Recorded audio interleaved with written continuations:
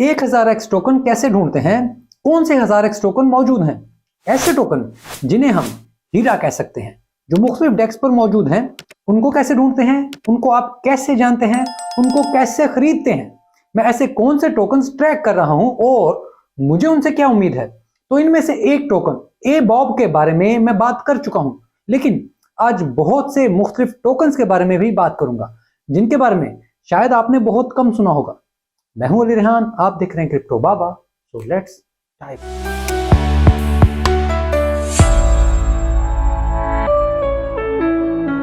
आपने अक्सर सुना होगा कि किसी टोकन को जेम कहा जाता है, यानी हीरा, क्योंकि इसमें कई हजार एक्स का प्रॉफिट होता है।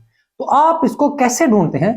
पहले तो एक बात याद रखें कि कभी भी सेंट्रलाइज्ड एक्सचेंजों पर आपको ऐसे टोकन बहुत कम मिलेंगे जिनमें इतना बड़ा पोटेंशियल मौजूद होता है। तो आमतौर पर ये डिसेंट्रलाइज्ड एक्सचेंजों पर होते हैं, जैसे pancake swap, sushi swap, Uniswap या किसी और डेक्स पर। ऐसी एक्सचेंज जो डिसेंट्रलाइज्ड हो, वहां आपको ऐसे टोकन मिल जाते हैं।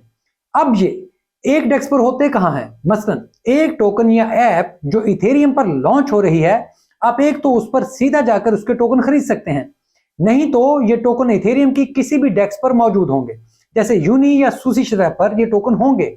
जैसे जैसे ये टोकन बढ़ता जाएगा, मुख्तलिफ डेक्स या सेंट्रलाइज्ड एक्सचेंजों पर भी चला जाएगा। इसके प्रॉफिट आपके लिए बढ़ते जाएंगे। यूं आपके प्रॉफिट बढ़ेंगे तो ये एक सिंपल सा 1000x फॉर्मूला है, लेकिन आमतौर पर शॉर्ट टर्म में ये डेप्स टोकन या प्रोजेक्ट टोकन 1000x नहीं करते। बुनियादी तौर पर लिक्विडिटी प्रोवाइडर टोकन 1000x करते हैं। आपको याद होगा कि मैंने ए बॉब नामी टोकन खरीदा था, अब तक ये 4000% बढ़ चुका है। मैं खरीदने का तो बता चुका हूं, लेकिन आज ये बताता हूं कि ये है क्या। तो ट्विटर पर एक शख्स है बॉब मेंडिस, ये एवलांचे का बहुत बड़ा ओजी है। अब ओजी की टर्म का मतलब होता है ओरिजिनल गैंगस्टर। तो क्रिप्टो में पुराने लोगों को ओजी कहते हैं। तो ये भाई बहुत बड़ा मशहूर ओजी है। ये एवलांचे पर मौजूद डेक्स ट्रेडर जो को लिक्विडिटी फराहम करता है। अब ये कहानी भी सुन लें। डिसेंट्रलाइज्ड एक्सचेंज पर जब आप कुछ खरीदते हैं, जैसे कोई टोकन या कुछ भी, तो ये फौरन आपके वॉलेट में आ जाती है। ये किसी भी सूरत डेक्स पर नहीं रहती।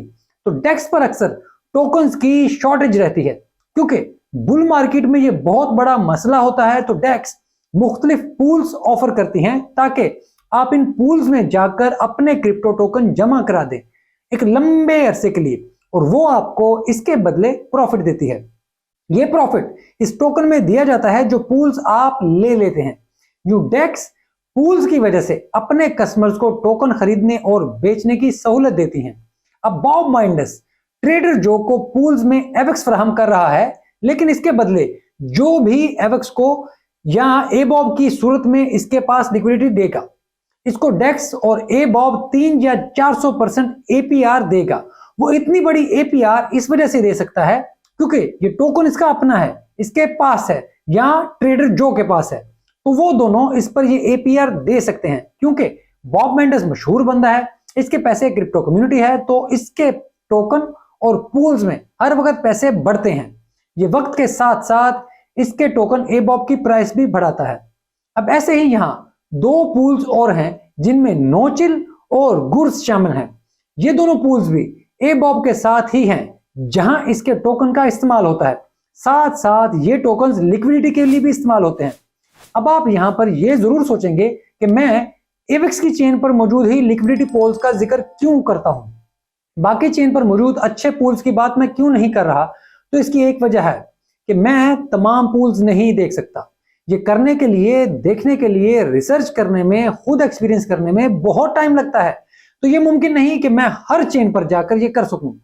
जो लोग ये दावा करते हैं कि मैं नहीं समझता कि वो खुद रिसर्च कर रहे होंगे, यकीन रखें कि या तो कोई दूसरा उनको बता रहा है, क्योंकि ये मुमकिन ही नहीं कि आप इतने पूल्स को खुद मॉनिटर कर रहे हो। दूसरा, अब ये तीनों टोकन्स एयर ड्रॉप भी दे रहे हैं, सप्लाई भी बर्न करते हैं। तो इस वजह से कम से कम ए बॉब बहुत अच्छे रन में है और इसमें मजीद बेहतरी भी होगी।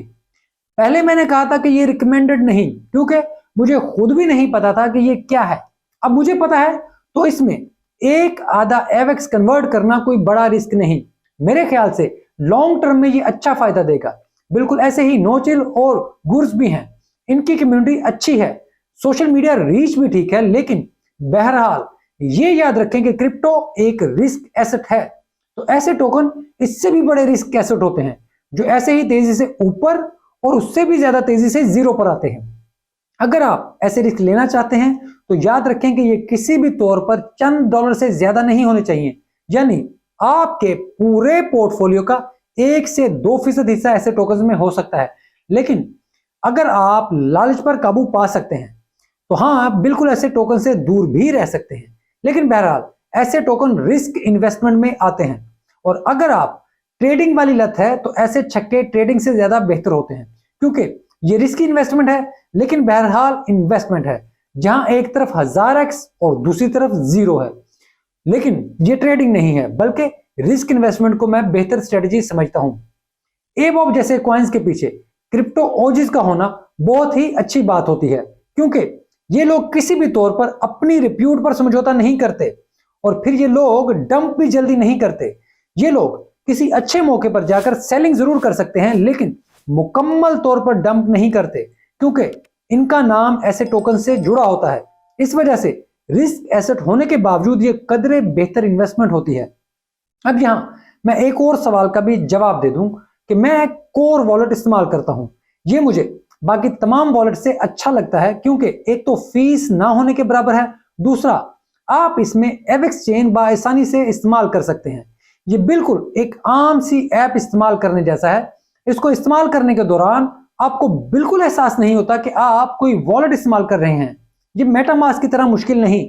फिर आप इसको ब्राउजर के तौर पर भी इस्तेमाल कर सकते हैं, तो मुझे ये आसान लगता है, और प्राइवेट कीज होने की वजह से महफूज भी है।